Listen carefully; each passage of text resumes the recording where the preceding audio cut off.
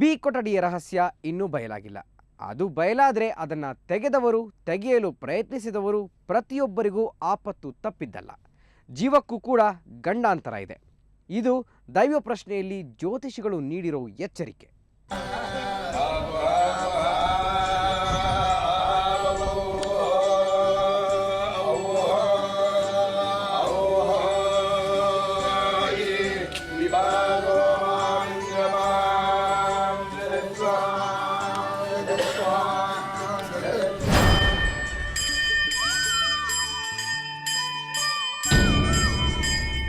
ಅಷ್ಟಮಂಗಲ ಪ್ರಶ್ನೆಯ ಫಲಿತಾಂಶ ಹೊರಬಿದ್ದಿದೆ.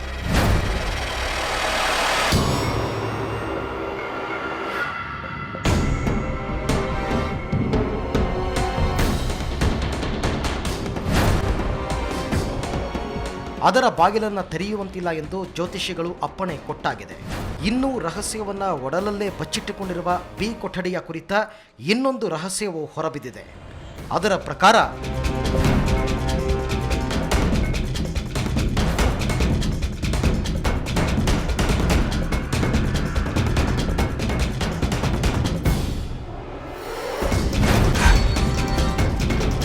ಬಿ ಕೊಠಡಿಯ ಬಾಗಿಲನ್ನು ಅನಂತನಾರಾಯಣ ಪದ್ಮನಾಭಸ್ವಾಮಿ ಮಾತ್ರ ತೆರೆದು ನೋಡಬಹುದು.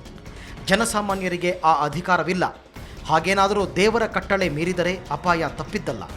ಆಪತ್ತು ಕೇವಲ ರಾಜಮನೆತನಕ್ಕಲ್ಲ, ಕೇವಲ ಕೇರಳಕ್ಕೂ ಅಲ್ಲ, ಇಡೀ ದೇಶಕ್ಕೆ ಅಪ್ಪಳಿಸುತ್ತೆ. ಇಂಥದ್ದೊಂದು ಎಚ್ಚರಿಕೆ ನೀಡಿರುವುದು ಅಷ್ಟಮಂಗಲ ಪೂಜೆ ನಡೆಸಿರುವ ಜ್ಯೋತಿಷಿಗಳು. ಇವಿಷ್ಟೇ ಅಲ್ಲ,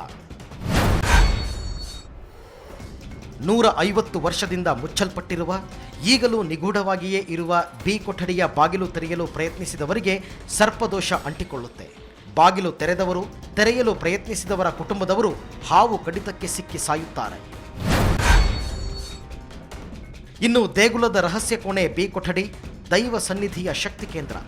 ಅದನ್ನು ತೆರೆಯುವ ಅಧಿಕಾರ ಇರುವುದು ಪದ್ಮನಾಭಸ್ವಾಮಿಗೆ ಮಾತ್ರ. ಅದು ಪೂರ್ವಕಾಲ ಚೈತನ್ಯದ ಬಿಂಬಸ್ಥಾನ. ಹಾಗೇನಾದರೂ ಬಿ ಕೊಠಡಿಯ ಬಾಗಿಲು ತೆರೆದರೆ ದೇಗುಲದಲ್ಲಿರುವ ದೈವಶಕ್ತಿ ಕುಂಠಿತಗೊಳ್ಳುತ್ತೆ. ದೇಗುಲದ ಉಸ್ತುವಾರಿ ನೋಡಿಕೊಳ್ಳುತ್ತಿರುವ ರಾಜವಂಶಕ್ಕೆ ಅಪಾಯವಿದೆ. ರಾಜ ಮಾರ್ತಾಂಡವರ್ಮನ ಕುಟುಂಬಕ್ಕೆ ಆಪತ್ತು ಶತಃಸಿದ್ಧ. ಅವರ ಕುಟುಂಬಕ್ಕೂ ಕೂಡ ಹಾವಿನ ಭೀತಿ, ಸರ್ಪದೋಷ ಅಂಟಿಕೊಳ್ಳುವ ಅಪಾಯವಿದೆ. ಇನ್ನು ಆ ಕೊಠಡಿಯ ಬಾಗಿಲು ತೆರೆದರೆ ದೇಗುಲವನ್ನು ದೋಚುವ ಪ್ರಯತ್ನಗಳು ಜರುಗಬಹುದು. ಕಳ್ಳಕಾಕರು, ದರೋಡೆಕೋರರು ನುಗ್ಗಬಹುದು. ಹಾಗೇನಾದರೂ ಆದರೆ ಸಂಪತ್ತಿಗೆ ಅಪಾಯ ತಪ್ಪಿದ್ದಲ್ಲ. ರಾಜ ಕುಟುಂಬದವರಿಗೆ ಅಪಘಾತವಾಗುವ ಸಾಧ್ಯತೆಗಳನ್ನು ಅಲ್ಲಗಳೆಯುವಂತಿಲ್ಲ. ರಾಜ ಕುಟುಂಬದ ಸದಸ್ಯರಿಗೆ ಅಪಘಾತಗಳಾಗುತ್ತವೆ. ದೇಗುಲದಲ್ಲಿ ಇತ್ತೀಚೆಗೆ ಪೂಜಾ ಕೈಂಕರ್ಯಗಳು ಸರಿಯಾಗಿ ನಡೆಯುತ್ತಿಲ್ಲ. ಹಳೆಯ ದೋಷಗಳಿಗೆ ಪ್ರಾಯಶ್ಚಿತ್ತವಾಗಿಲ್ಲ. ಹೀಗಾಗಿ ದೇಗುಲ ಅಶುದ್ಧವಾಗಿದೆ. ಇದು ದೇವರಿಗೆ, ದೇಗುಲಕ್ಕೆ, ದೇಗುಲದ ಪಾವಿತ್ರ್ಯಕ್ಕೆ ಧಕ್ಕೆ ತಂದಿದೆ. ಈ ಸಂಪತ್ತು ಹೊರತೆಗೆದ ಕಾರಣಕ್ಕೆ ದೇಗುಲಕ್ಕೂ ಕೆಡುಕಾಗಲಿದೆ. ದೇಗುಲದ ಸ್ಥಾವರ ಅಲುಗಾಡಬಹುದು. ಇನ್ನು ಪದ್ಮನಾಭ ದೇಗುಲದ ಪರಿಸರದ ಸುತ್ತಮುತ್ತ ನೆಲೆಸಿರುವ ಜನಕ್ಕೆ ಅನಿಷ್ಟ ಕಾದಿದೆ. ಅಪಾಯ ತಪ್ಪಿದ್ದಲ್ಲ.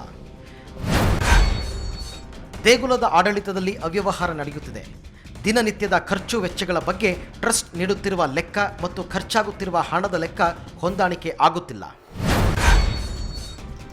ಈ ಸಂಪತ್ತು ಹೊರತೆಗೆದ ಕಾರಣಕ್ಕೆ ಮತ್ತು ದೇಗುಲಕ್ಕೆ ಅಪಚಾರವಾದ ಕಾರಣಕ್ಕೆ ಪದ್ಮನಾಭಸ್ವಾಮಿ ಮುನಿದಿದ್ದಾನೆ. ಸದ್ಯಕ್ಕೆ ದೇಗುಲ ಕೆಸರಿನಲ್ಲಿ ಮುಳುಗಿರುವ ವಜ್ರದಂತಿದೆ. ಇದುವರೆಗೆ ಆಗಿರುವ ಬೆಳವಣಿಗೆಗಳೇ ಸಾಕಷ್ಟು ಅಪಾಯ, ಆಪತ್ತು ತಂದೊಡ್ಡಿವೆ. ಇದರಿಂದ ದೇಗುಲಕ್ಕೂ ಅಪಾಯ ತಪ್ಪಿದ್ದಲ್ಲ. ಸರ್ಕಾರ ಅತಂತ್ರಕ್ಕೆ ಸಿಲುಕಬಹುದು. ಜನರಿಗೂ ಮಳೆ ಬೆಳೆ ಸರಿಯಾಗಿ ಆಗದೆ ಅಪಾಯ ಉಂಟಾಗಬಹುದು. ಅರಾಜಕತೆ ಸೃಷ್ಟಿಯಾಗಬಹುದು. ತೆಗಿಬಾರ್ದು. ಯಾಕಂದರೆ ಸಡನ್ನಾಗಿ ಹೋಗಿ ತೆಗಿಯೋದು, ಮತ್ತು ಪರಿಹಾರ ಕ್ರಿಯೆಗಳು, ಪೂಜೆಗಳು, ವಿಶೇಷ ಪೂಜೆಗಳು ಏನು ಮಾಡಿಲ್ದಂಗೆ ಹೋಗಿ ತೆಗಿಯೋದಕ್ಕೆ ಅದೇ ದೊಡ್ಡ ಮಿಸ್ಟೇಕ್ ಆಗಿತ್ತು. ಈಗ ಅದ್ರದ್ದು ಫಸ್ಟ್ ಪರಿಹಾರ ಕ್ರಿಯೆಗಳು ಮಾಡಬೇಕು. ಮಾಡಿದ ಮೇಲೆ ಮತ್ತೆ ಪುನಃ ಇನ್ನೊಂದು ದೇವ ಪ್ರಶ್ನೆ ಆಗ್ತದೆ. ದೇವ ಪ್ರಶ್ನೆ ನಂತರ ಪುನಃ ಪೂಜೆಗಳಾಗಿ ಮತ್ತೆ ತೆಗಿಯೋಕ್ಕೆ ದೇವರಿಂದ ಒಂದು ನಮಗೆ ದೇವರ ಸಾನ್ನಿಧ್ಯ ಅನ್ನೋದು ಬರ್ತದೆ. ಯಾಕಂದರೆ ದೇವ ಪ್ರಶ್ನದಲ್ಲಿ ದೇವರ ಸಾನ್ನಿಧ್ಯ ಇದೆಯೋ ಇಲ್ಲ ಫಸ್ಟ್, ಮತ್ತು ದೇವರಿಗೆ ಅದೊಂದು ಪ್ರೀತಿ ಇದೆಯೋ ಇಲ್ಲ ಇದು ಸೆಕೆಂಡ್. ಹಾಗೆ ದೇವರ ಪ್ರಶ್ನೆ ಮುಗಿದ ಮೇಲೆ ಇದಕ್ಕೆಲ್ಲ ಆನ್ಸರ್ ಸಿಗ್ತದೆ. ಅದು ಇಲ್ದಂಗೆ ಹೋಗಿ ತೆಗೆದ್ರೆ ಅದಕ್ಕೆ ಸಾಕಷ್ಟು ಅನಾಹುತಗಳಾಗ್ತದೆ.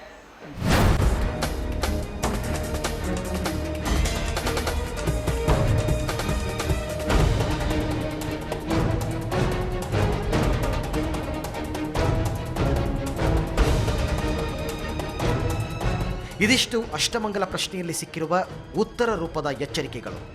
ಇದೇ ಅಭಿಪ್ರಾಯವನ್ನು ಅರ್ಚಕರ ಸಮೂಹ ಸುಪ್ರೀಂ ಕೋರ್ಟಿಗೂ ಕೊಟ್ಟಿದೆ. ಸದ್ಯಕ್ಕೆ ಎಲ್ಲ ವಿವರಗಳು ಈಗ ಸುಪ್ರೀಂ ಕೋರ್ಟಿನ ಎದುರಿನಲ್ಲಿವೆ. ಅಷ್ಟಮಂಗಲ ಪ್ರಶ್ನೆಯಲ್ಲಿ ಕೇವಲ ಪ್ರಶ್ನೋತ್ತರಗಳಷ್ಟೇ ಅಲ್ಲ, ಕೆಲವು ಪರಿಹಾರಗಳನ್ನು ಸೂಚಿಸಲಾಗಿದೆ.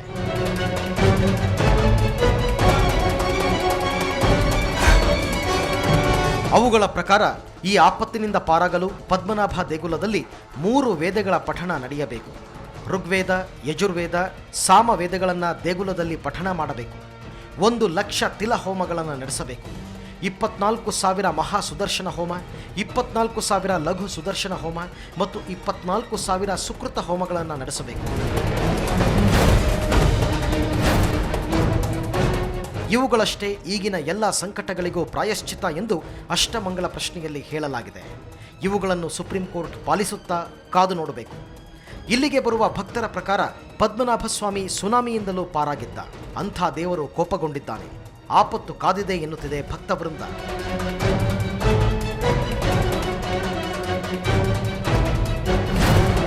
ಇನ್ನು ಪದ್ಮನಾಭನ ಕುರಿತು ಒಂದು ಸಿನಿಮಾ ತೆಗೆಯಲಾಗಿತ್ತು.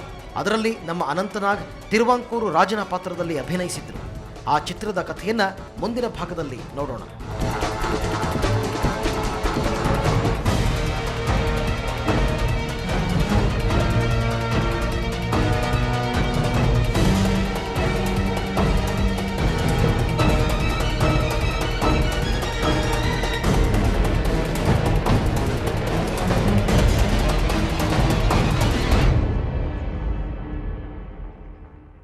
ಸ್ವಲ್ಪ ಇರಿ. ತಿರುವಾಂಕೂರು ರಾಜನ ವೇಷದಲ್ಲಿ ಅನಂತನಾಗ್ ಹೇಗಿದ್ರು ಅನ್ನೋದನ್ನ ನೋಡೋಣ. ಈಗೊಂದು ಸಣ್ಣ ವಿರಾಮ.